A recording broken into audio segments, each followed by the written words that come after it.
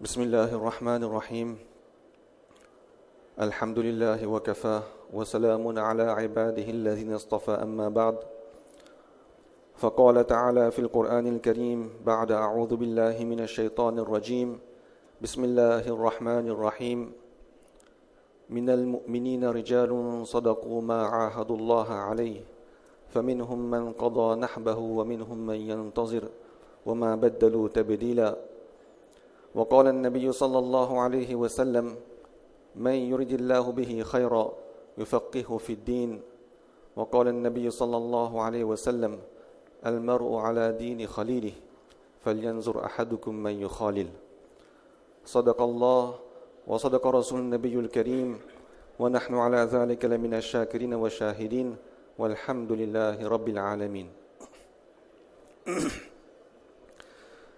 Aucune nation ou communauté ne peut prétendre atteindre les summums du progrès et les étoiles de l'excellence sans ouvrir les pages de son histoire et s'inspirer des achèvements exceptionnels de ses prédécesseurs modèles. Ils ont été et resteront toujours une source d'exaltation, de respect et d'honneur. Certaines de ces personnalités ont élevé les sciences de la logique et de la philosophie, les sciences de la jurisprudence, du fiqh, les sciences du tafsir et des ahadiths au niveau le plus éminent. Et leurs sciences se sont répandues jusqu'aux recoins les plus éloignés de cette terre. D'autres ont brandi les bannières de la liberté contre les oppressions barbariques et colonialistes. D'autres encore ont combattu ardemment les innovations et les sectes qui s'étaient déviées du courant de Ahl Sunnah wal Jama'a. À chaque époque, il y a toujours eu une confrontation entre la vérité et la fausseté. Face à César et Khosrow, il y avait Muhammad sallallahu alayhi wa sallam. Face au calife Mu'tasim Billah, il y avait Imam Abu Hanifa rahmatullah alayhi. Face à Mansour, il y avait Imam Malik rahmatullah alayhi. Face au roi Nizamul Malik, il y avait Imam Ghazali rahmatullah alayhi. Face au roi Jalaluddin Akbar, il y avait Mujaddidi al-Fithani rahmatullah alayhi. Face au fitna de Anmuzaj, il y avait Shah Waliullah rahmatullah alayhi.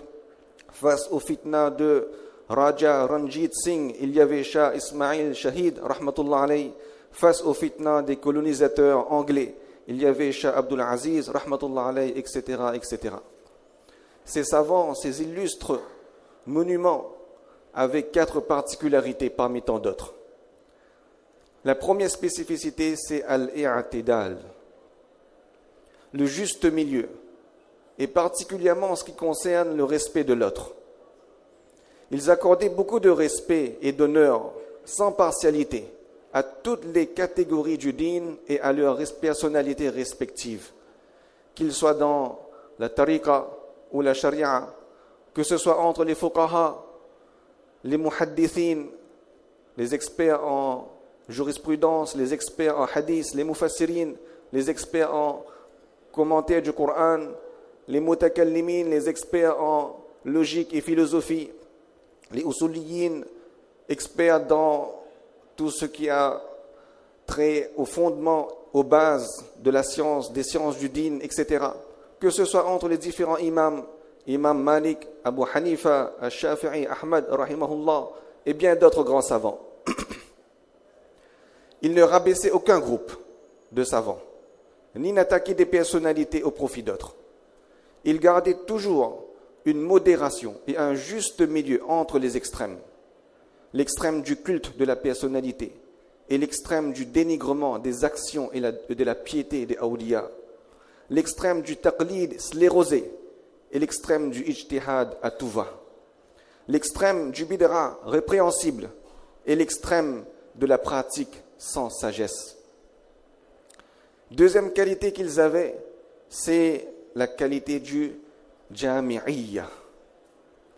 Ces savants, ces illustres personnages étaient une concentration de compétences, une agglomération de qualités, une convergence de spiritualité, une centralisation de tout ce qui fait le din, c'est-à-dire la science, la pratique et la spiritualité profonde. Ils n'étaient pas seulement des parangons de connaissances, mais ils étaient aussi de véritables centres de revivification islamique à travers la pratique. Tout cela motivé par la préservation de la nation musulmane. Ils ne se restreignaient pas uniquement à l'expression théorique et à l'enseignement. Non, ils excellaient également dans la pratique, montrant des qualités spirituelles exceptionnelles. Mawlana Tanwi, rahmatullah alayhi, il exprime en ces mots sa relation et sa perception de ces grands savants. Il dit « Ma foi en ces ulama et mashaïr n'est pas en raison du fait que ce sont les plus grands savants et qu'il n'y ait pas de plus grands savants qu'eux. Ma foi en eux est basée sur le fait que c'étaient des hommes d'Allah, Ahlullah. Ils n'étaient pas des hommes de ce monde.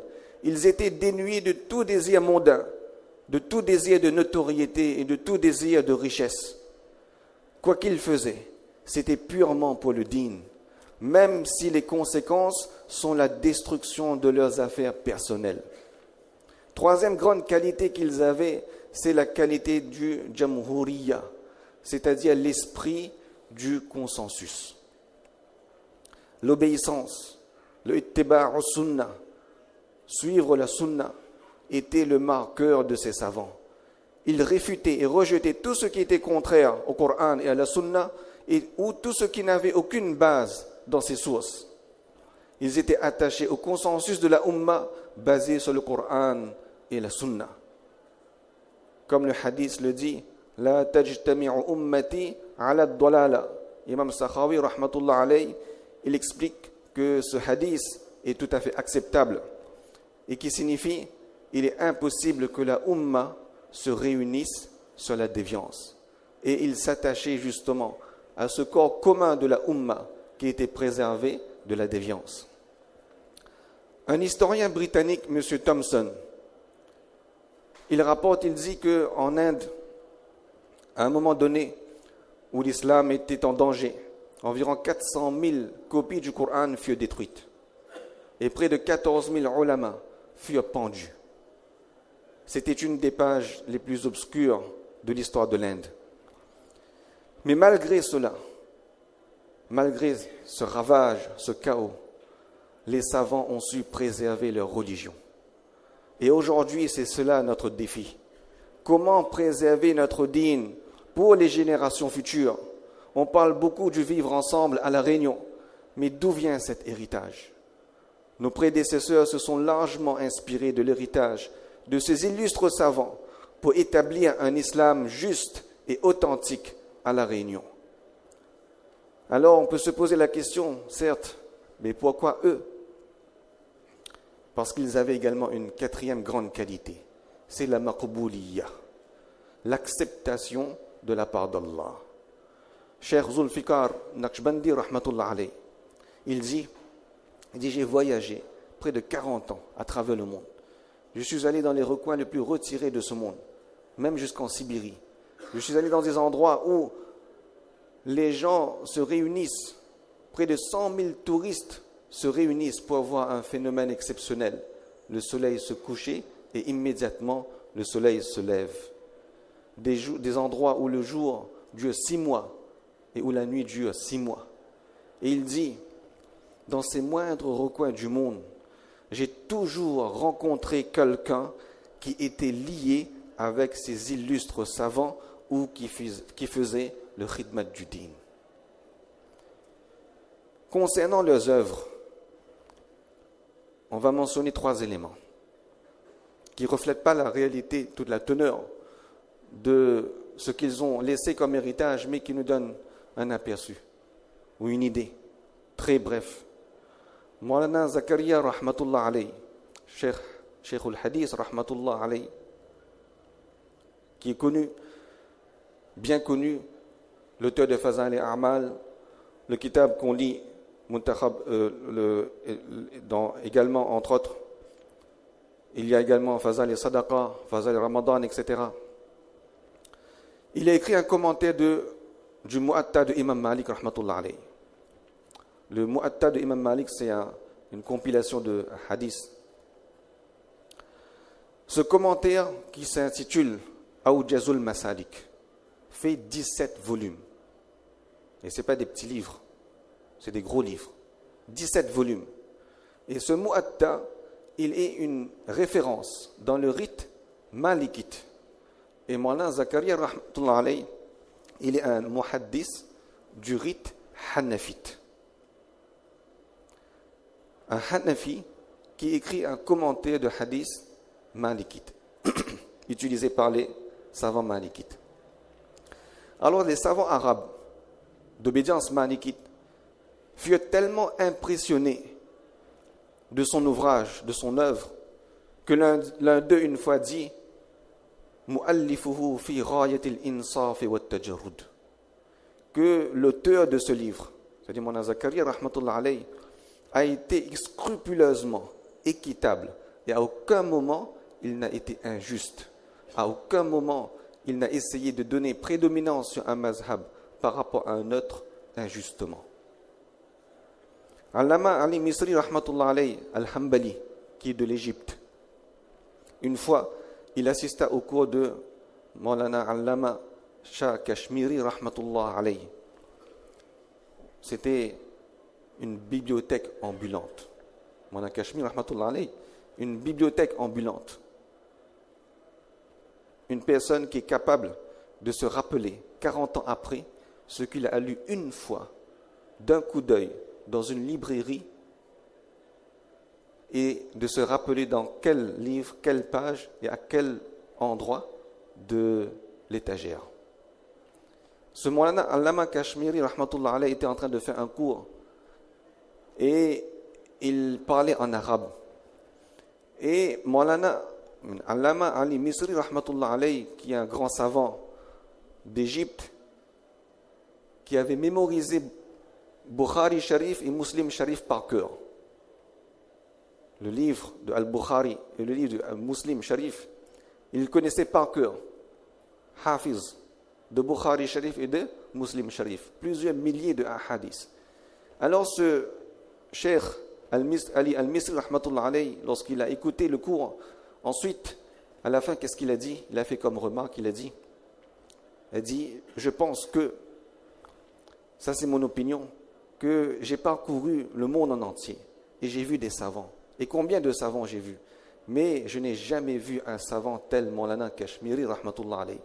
Et il poursuit, il dit, il va même jusqu'à dire que selon mon opinion, Maulana Kashmiri rahmatullah alayhi, qui est un de nos contemporains, qui est décédé évidemment, Maulana Kashmiri rahmatullah alayhi, eh bien, il est supérieur à Imam Abu Hanifa rahmatullah alayhi.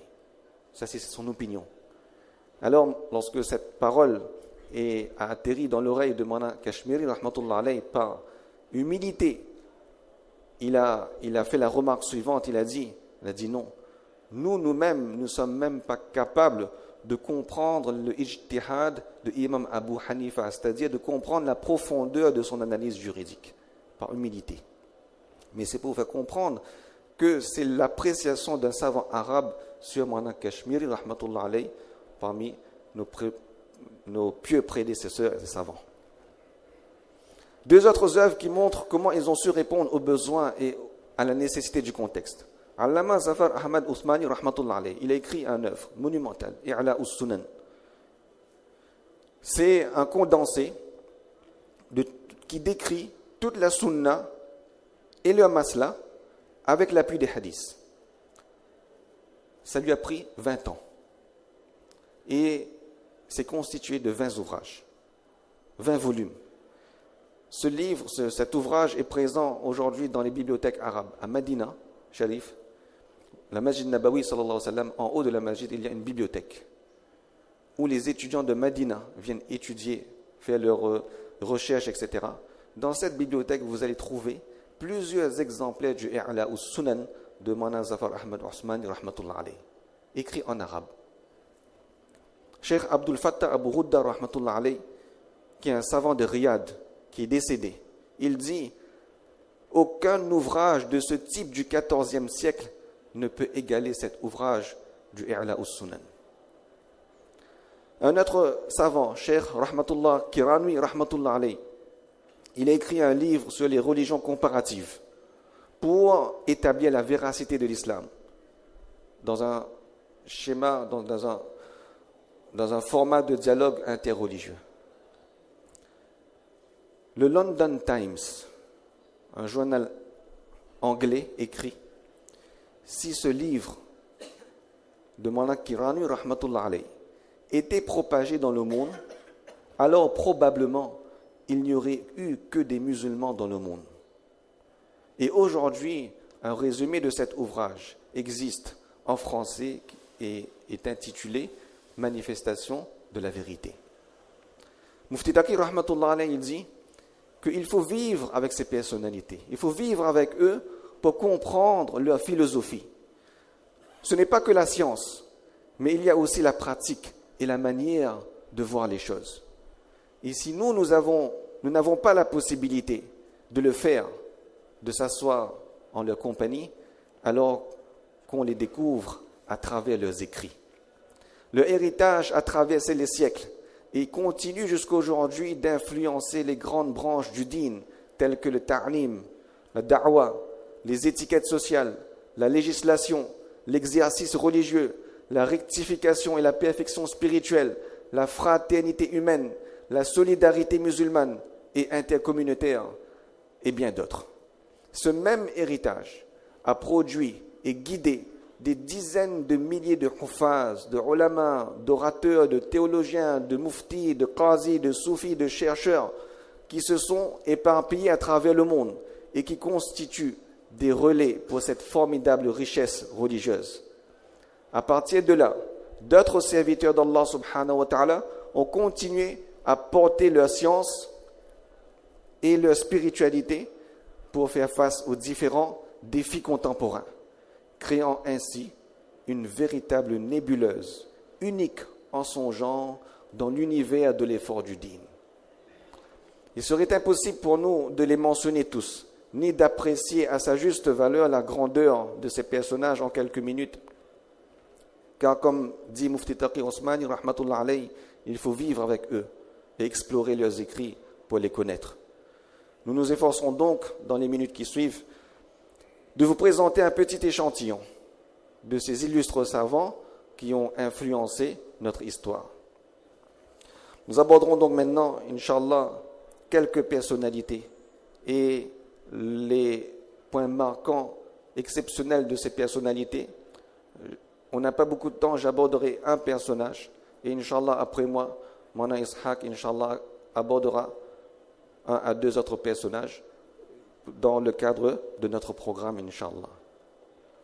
Pour ma part, je vous parlerai d'un grand savant connu sous le titre de Mujaddid al-Fithani, rahmatullah alayhi. Son vrai nom, c'était Cheikh Ahmad Sirhindi, rahmatullah alayhi. C'est quoi un mujaddid? Un mujaddid, c'est une personne par laquelle la Ummah reçoit des bénéfices spirituels qui leur sont destinés particulièrement. Ce sont des personnes qui reçoivent des bienfaits spéciaux de la part d'Allah subhanahu wa ta'ala et qui permettent à la Ummah entière de bénéficier spécifiquement de ces bienfaits. Et ceux qui ont précédé Mujaddid al-Fithani, rahmatullah alayhi, le Mujaddid, pour traduire, du deuxième millénaire, ceux qui l'ont précédé ont fait revivre certaines branches de l'islam. C'est pour cela qu'il y avait généralement, pour chaque siècle, il y avait généralement un à plusieurs mujaddid. Et ces réformateurs qui sont venus, ces mujaddid qui sont venus, qui se sont succédés, ils ont fait revivre différentes branches de la science des hadiths, le fiqh. Certains ont fondé le fiqh shafi'i, certains le fiqh hanafi. D'autres ont fait revivre le ilm al-kalam, la science de la philosophie, de la rhétorique, etc. Et d'autres le ilm al-ihsan, la science de la purification, de la réformation, du ihsan, ce qu'on appelle aussi le soufisme. Mais Mujaddid al-Fithani, rahmatullah alayhi, Cheikh Ahmad Sirhindi, rahmatullah alayhi, sa particularité, c'est qu'il a fait revivre toutes les branches de l'islam. Et ces réformes, à la différence de ceux qui l'ont précédé, ont influencé le monde musulman sur une durée de 1000 ans. Les autres mujaddid qui l'ont précédé, beaucoup parmi eux n'étaient pas conscients qu'ils étaient eux-mêmes mujaddid. C'est par la suite qu'Allah subhanahu wa ta'ala a fait attester par la bouche d'autres savants ou les écrits d'autres savants que ces personnes qui ont précédé étaient des mujaddid. Mais en ce qui concerne Mujaddid al-Fithani, rahmatullah alayh, il était avisé personnellement de son statut de mujaddid parce que dans ses écrits, ses lettres, il avait écrit beaucoup de lettres qui sont encore aujourd'hui présents. Lui-même, il atteste qu'il est le mujaddid de son époque. Il est né en l'an 971 Hijri, au XVIIe siècle. C'était un grand savant et son père également était un grand savant de la silsila de Chistiyya. C'est les silsila, le domaine du tazkiya, du tasawwuf, on a des chaînes. Et il appartenait à la descendance de Omar, radiallahu anhu. Il était descendant de Omar, radiallahu anhu, et sa connexion est établie avec Omar, radiallahu anhu, avec 28 lignées, 28 générations, on pourrait dire.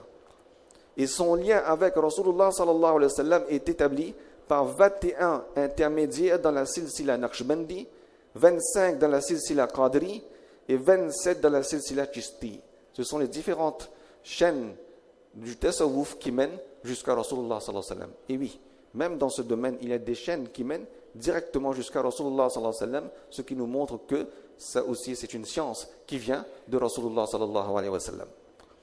Et ses ancêtres avaient migré de Médina pour s'installer à Kaboul et à Sirhind, en Inde, dans le subcontinent asiatique, là où il est né. Comment s'est passée sa naissance? Avant sa naissance, son père fit un rêve étrange. Son père, le père de Mujaddid al-Fithani, rahmatullah alayh, il vit la terre entière plongée dans l'obscurité.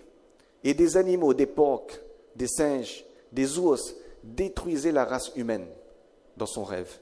Et soudainement, son père vit une lumière émaner de sa poitrine, et dans cette lumière, il y avait un trône sur lequel était assis quelqu'un qui était appuyé sur des coussins. Et les oppresseurs de l'époque, les hérétiques, les corrompus, étaient égorgés devant cette personne comme des moutons. Ça, c'était son rêve. Alors cela le surprit.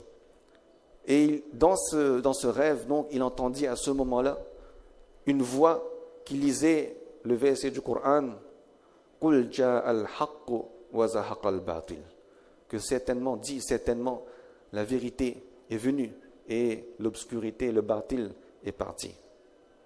Le lendemain, lorsque son père se réveille, il va raconter ce rêve à Shah Kamal Katyali, rahmatullah alayh, qui était un grand wali de cette époque, et celui-ci lui annonça que bientôt un enfant naîtra de lui, et cet enfant dispersera l'obscurité de l'innovation et de l'hérésie.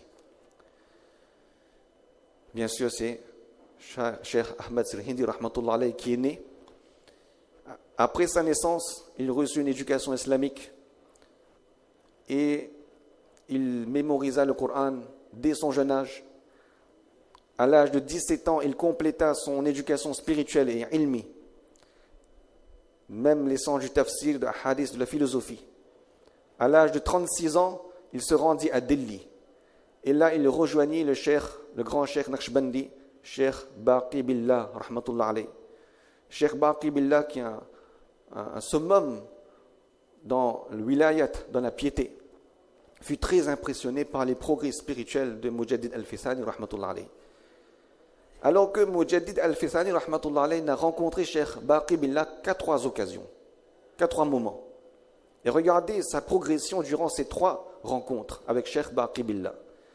La première visite a duré 2 mois et demi. Et en 2 mois et demi, Mujaddid al-Fithani, rahmatullah alayh, atteignit le degré précisé dans les hadiths, connu par le hadith Jibril alayhi salam, le degré de ihsan. Et qui est décrit dans ce hadith, An ta'budallah ka'annaka tarah, fa in lam takun tarah, fa innahu yarak.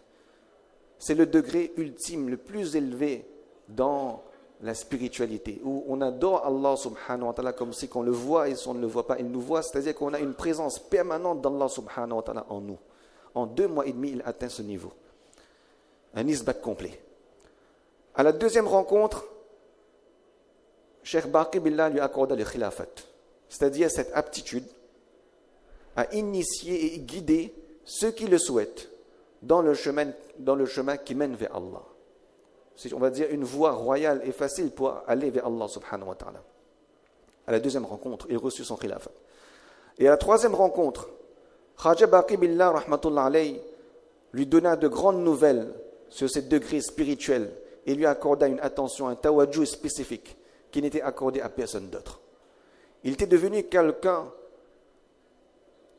qui profitait non seulement de son cheikh, mais son cheikh également profitait de lui. Et ça, c'est rare. Où le cheikh également profite du disciple. Sa science était très profonde. Mais malgré tout, il s'attachait strictement au taqlid du mazhab hanafi de Imam Abu Hanifa rahmatullah alayhi, dont il faisait les éloges. Il avait aussi une grande admiration pour Imam Shafi'i rahmatullah alayhi. Et il avait une adhésion stricte et ferme à la sunna. 3 caractéristiques exceptionnelles qu'il avait, c'est l'obéissance stricte à la sharia, un désir intense de se conformer à la sunna et la haine pour l'innovation, le bid'a. Il n'acceptait pas aucun rukhsa, c'est-à-dire, on va dire, une concession dans la pratique de Rasulullah sallallahu alayhi wa sallam. À tel point qu'une fois, il demanda à quelqu'un de lui apporter quelques clous de girofle. Alors la personne en apporta 6. Et cela lui déplut. Mujaddi al-Faysani, rahmatullah, il dit, nos amis ne savent pas encore qu'en ce qui concerne les chiffres, l'impair est meilleur que le pair, étant donné qu'Allah est impair et il aime l'impair. Il disait, quand je lave mon visage pendant le wuzu, je préfère mettre de l'eau sur ma joue droite avant ma joue gauche, étant donné qu'Allah aime la droite, et que la droite soit préférée dans les actions, les bonnes actions. Il avait également une pratique excessive des ibadat. Il faisait régulièrement ses salat nafil et il lisait le Coran en entier dans les salat nafil, en plus du Coran qu'il récitait en dehors de la salat. Il donnait à manger, il avait une grande générosité à tous ceux qui venaient le rencontrer, environ tous les jours, 100 ulama et pieux personnages mangeaient à sa table tous les jours. Il n'attendait pas le passage de l'année pour payer sa zakat. Dès qu'il recevait un bien, il tirait immédiatement 2,5% de ce bien pour donner en aumône. Et le reflet de ces réformations se traduit surtout dans le Amr bil Ma'rouf et son combat contre la bidra. Et là, on va entrer un peu dans l'aspect historique de son époque. Les musulmans régnaient sur l'Inde à cette époque, l'époque des Maharajas, des rois. Et au début, le trône était occupé par Jalaluddin Akbar et plus tard par Nuruddin Jahangir. Nuruddin Jahangir, c'est le père de Shah Jahan, qui est aujourd'hui enterré au Taj Mahal. Ceux qui ont eu l'occasion de visiter Taj Mahal, il y a 2 tombes, Shah Jahan et son épouse Mumtaz, qui sont enterrés. Et le père de Shah Jahan, c'est Nuruddin Jahangir. Et donc Mujaddi al-Faysani, il était à ce point de l'histoire de l'Inde. Nuruddin Jahangir, il avait une obsession pour le pouvoir et l'autorité. Il imposait les gens de faire sajda devant lui. Et en plus, il avait l'appui des fatwas de certains ulama de cette époque. Et il disait que non, ça s'est fait par respect, donc c'est autorisé. Mais lui, Mujaddi al-Faysani, rahmatullah alayhi, contrairement à tous les fatwas, il disait que c'est interdit. En plus de cela, il y avait son épouse Nur Jahan, qui était une chiite fervente. Et elle contrôlait entièrement les affaires du gouvernement. Et elle avait désigné comme chef de la justice un savant chiite, Nurullah Chustari. Et donc le défi à cette époque était quadruple, 4 défis. Premièrement, les musulmans adhéraient largement aux rites païens et non islamiques. Ils faisaient par exemple le sajda devant leur roi, les musulmans. Deuxièmement, la bid'a. La bid'a avait pollué entièrement l'atmosphère religieuse. Par exemple, les gens avaient très peu de connaissances de l'islam, la connaissance islamique. Et ils croyaient que les karamat, les miracles des saints, avaient plus d'importance que les enseignements islamiques du Coran et des hadiths. Et c'est pour cela qu'au fur et à mesure également, même les ulama de cette époque commençaient à ne plus se référer au Coran et aux hadiths dans leurs commentaires et dans leur jurisprudence religieuse. Et le prédécesseur Akbar, qui était un roi moghol, lui, il avait déjà mis en place ce qu'on appelle le dini ilahi, une sorte de mélange. Il avait commencé à falsifier la religion de l'islam en faisant une sorte de mélange de l'hindouisme et de l'islam, qu'on appelle le dini ilahi. Donc tout ça, c'était les fitnas qui existaient à son époque. Troisième défi qu'il avait à faire face, c'était que les gens faisaient la proclamation qu'il y avait une séparation entre sharia et tariqa, alors que ces deux éléments, sharia et tariqa, sont deux éléments confondus, qui font qu'un. Quatrième fitna, c'est que les croyances chiites gagnaient une influence telle que les gens commençaient à dire que Ali radiallahu anhu était supérieur. Et les sahaba radiallahu anhum, dans les réunions secrètes, étaient critiqués, étaient rabaissés. Alors la condition des musulmans était déplorable en Inde et même dans le monde musulman de façon générale. Bien qu'il y avait une poignée de ulama, de savants qui étaient fermes dans le din, qui étaient dans le droit chemin, dans la véracité, dans la vérité. Mais personne n'avait le courage de défendre l'islam. Alors Mujaddid al-Fithani rahmatullah alayhi commença son effort. Il commença à écrire des lettres, des correspondances en visant les plus hauts élites de la communauté, de la société. Il écrivait aux grands savants et aux muftis de l'époque pour leur montrer les véritables contours et les limites de l'islam. Et il faisait également des prêches, des discussions. Ces lettres, etc., touchaient les nobles de l'époque. Et il répandait de cette façon son message autant qu'il le pouvait. Il écrivit une lettre à Cheikh Farid, qui était un confident, un assistant, un proche du roi Nuruddin Jahangir. Et Cheikh Farid, il avait reçu de la part de Nuruddin Jahangir la mission de rassembler quatre savants dans sa cour. Parce que Nuruddin Jahangir, on va dire rahmatullah alayhi, par rapport à ce qui va suivre, Nuruddin Jahangir, le roi, il avait quand même cette particularité, ce bon côté, que c'était quand même un musulman orthodoxe. C'était quand même un musulman, il n'avait pas de position vis-à-vis de l'islam, contrairement à son prédécesseur qui avait commencé une nouvelle religion. Et donc il a dit à Cheikh Farid de choisir pour moi 4 savants, tu vas m'amener ces 4 savants dans ma cour. Donc Mujaddid al-Fithani, rahmatullah alayhi, il a profité de cette occasion pour mettre en garde Cheikh Farid. Il lui a dit, dans sa lettre, il dit en ce sens, en s'adressant à Cheikh Farid, il lui dit, vous êtes à ce point critique où le roi désire avoir des savants en sa présence. C'est une bonne chose. Ainsi, si vous choisissez un savant pour cette tâche, c'est en fait bien prudent. Si un tel savant est incliné réellement vers l'au-delà, alors ce sera une source de grands bienfaits. Et si vous ne pouvez pas trouver un tel savant, alors choisissez le meilleur de ce qui est disponible après avoir bien réfléchi et examiné. Les dirigeants doivent toujours s'entourer de bons conseillers et de bons savants. Il écrivait également d'autres lettres à d'autres confidents du roi pour les encourager à faire la promotion. Donc il essayait indirectement d'atteindre le roi en passant par ses plus proches serviteurs, ses plus proches collaborateurs, etc. Et il leur disait également que vous avez la chance, vous les proches du roi, de vous engager dans une forme de lutte orale qui en toutes circonstances est bien meilleure que la lutte par l'épée. Et donc il les exhortait également à combattre toutes les bid'a, sachant que les savants de l'époque avaient autorisé certaines innovations qui étaient, en plus ces innovations, ils les basaient sur quoi? Sur le ta'amul nas. Ça veut dire sur la pratique des gens. C'est-à-dire les fatwas étaient donnés non plus sur la base du Coran et des hadiths, mais sur la pratique des gens. Alors que la pratique des gens n'est pas une source supérieure au Coran et à hadith, et c'est une source, ça peut être une source juridique si cette source est approuvée par les savants ijma'an, par le ijma' des savants, là ça peut avoir un statut légal, mais ce n'était pas le cas à cette époque. Il disait également, regardez pour la profondeur de ses pensées, il disait, et vous le prenez comme vous l'entendez, écoutez bien ce qu'il dit, il dit une sunna ou mustahab, accompli dans le cadre d'un farz. Une sunna, une mustahab accomplie dans le cadre d'un farz. Dans la salat, par exemple, nous avons des choses qui sont sunna, mustahab. Et la salat, c'est farz, la salat obligatoire.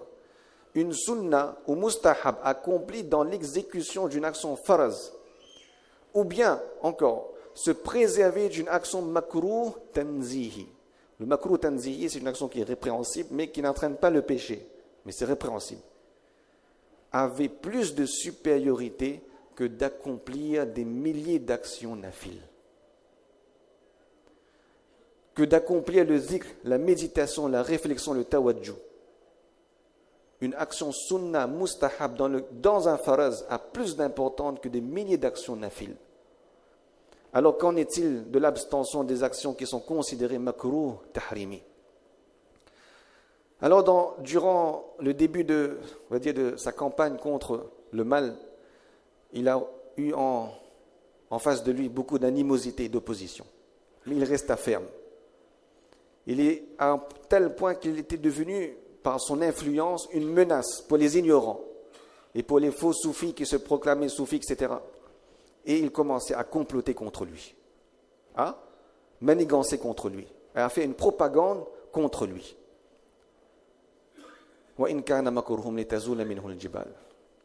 Même l'érudit muhaddith Abdul Haq Dehlawi rahmatullah alayhi était tombé dans ce piège. Lui aussi, il s'était au départ laissé influencer par la fausse propagande.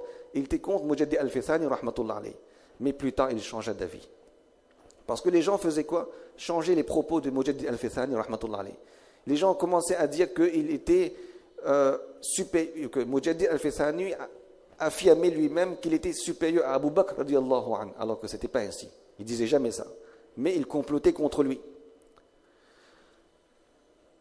Il avait des disciples qui travaillaient dans l'armée du roi, Jahangir, Mujaddid al-Fithani rahmatullah alayhi. Jusqu'au moment où, à travers ces disciples donc, qui avaient un contact avec les responsables, les généraux de l'armée, et qui avaient également un contact avec Jahangir rahmatullah alayhi, eh bien, le son de cloche arriva dans l'oreille de Jahangir qu'il y a un éminent personnage tel que Mujaddid al-Fithani rahmatullah alayhi, et qu'il y a toutes ces polémiques qui tournent autour de cette personne. Et donc Jahangir, qu'est-ce qu'il a fait? Il a appelé Mujaddid al-Fithani rahmatullah alayhi dans sa cour pour lui demander des explications. Et là il a expliqué, avec la force spirituelle qu'il avait, éventuellement il a satisfait dans ses explications Jalaluddin Jahangir et les autres qui étaient dans la cour à ce moment-là, qui entendent dire des explications et qui ont compris que Jahangir est maintenant a une bonne impression de Mujaddid al-Fithani rahmatullah alayhi, tout de suite ils se sont opposés. Ils ont dit: oh Jahangir, cet homme, eh bien, c'est quelqu'un qui dit qu'il est interdit de se prosterner devant un roi. Alors Jahangir, lui le roi, il s'est mis en colère. Il a dit: quoi, c'est vrai? Alors que tous les mouftis du pays disaient ainsi, que le sajda ta'zimi qu'on appelle ça, c'est autorisé. Alors il a demandé, il a dit Jahangir, il a dit Mujaddid al-Fithani, fais sajda devant moi. Il a refusé. Il se prit de colère, il ordonna l'ordre d'exécuter Mujaddid al-Fithani rahmatullah alayhi, sous la colère. Mais ensuite il se reprit, il dit: non, mais je vais t'emprisonner, emprisonnez-le. Donc il l'emprisonna pendant quelque temps dans la prison de Adjian à Goliar. En fait, cet emprisonnement fut une bénédiction qui transforma les affaires de l'État. Allah a pris ce sacrifice de Mujaddid al-Fithani rahmatullah alayhi à changer les affaires de l'État. Et un miracle également au même moment s'est produit.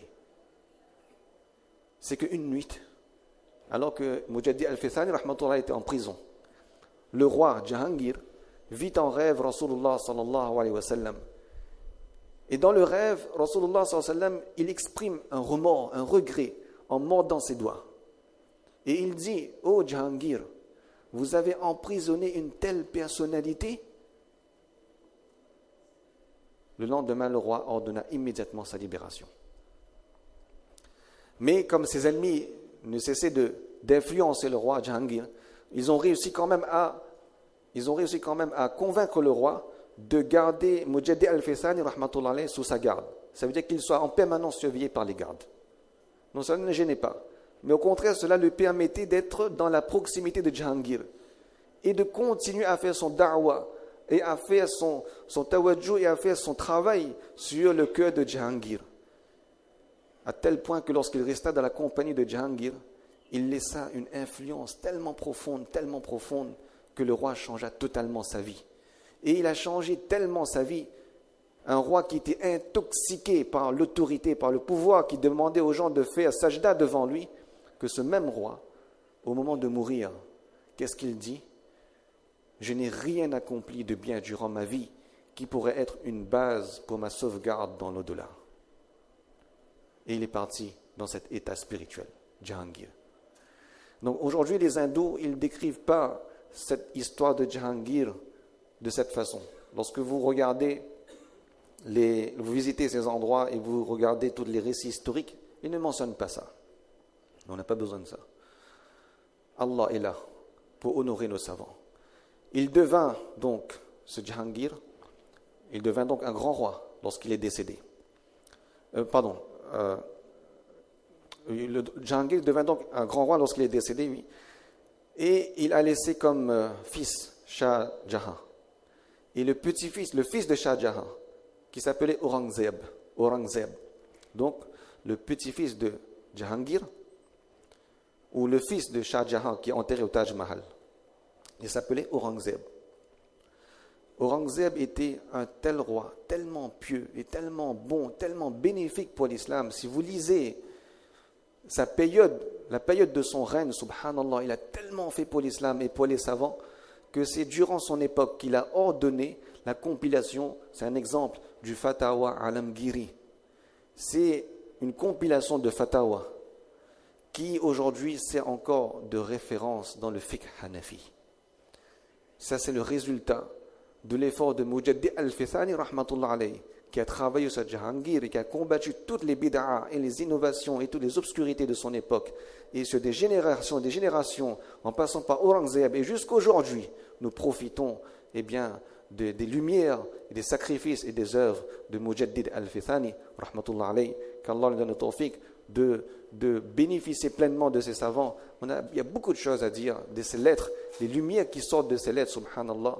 Il faut les lire pour vraiment comprendre la personnalité et l'immensité de ces gens qui ont illuminé l'histoire de l'islam. Je vais maintenant laisser la parole à Mona Ishaq pour nous présenter d'autres personnages illustres, Inch'Allah.